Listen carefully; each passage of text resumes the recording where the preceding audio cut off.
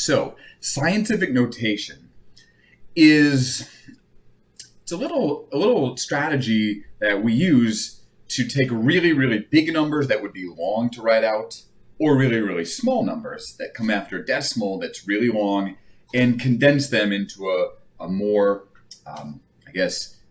condensed, efficient version. So we are going to start with, I'm going to give you a number.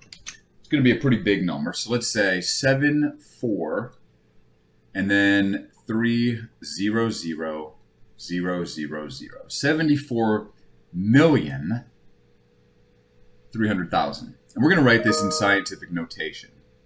So the way that we do that is when we look at our number, we look over at the left-hand side and we try to find the first number that's not 0. And in a big number like this, it's always going to be that first digit.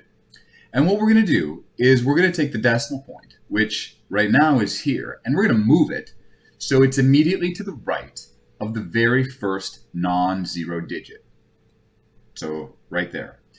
So to the left of a decimal point in scientific notation will always be one non-zero number. So something from 1 to 9. All right? So that's the first thing. So now we have 7, and the decimal point comes after it. And then we have the numbers 4 and 3.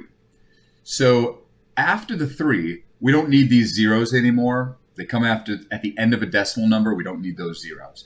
But now what we have to do is we have to count. How far did we move our decimal? 1, 2, 3, 4, 5, 6. We had to move it 7 places. And we had to move it to the left.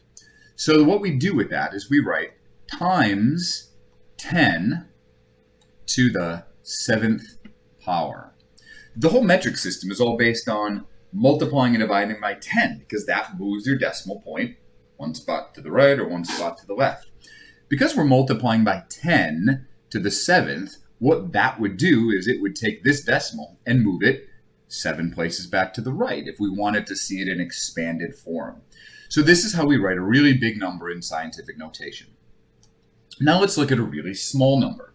0.0000082. So this is a decimal number. It's really small. So we start it the same way we did before. Looking from the left, we find the first non-zero digit. In this case, it's an 8. So what we're going to do is move our decimal point immediately to the right of the 8. So now we're going to have 8, and then our decimal point, and then the 2 is going to come after it. And now we count how far we moved our decimal point. 1, 2, 3, 4, 5 places. But this time we moved it to the right. So we write times 10, but instead of 5, we put -5. A 10 to the -5th power is actually a really, really, really small digit, really small value. It moves that decimal point 5 places to the right. All right. So the decimal numbers, right? The really small numbers, they use the negative exponents. The really, really big numbers, those are going to use the positive exponents.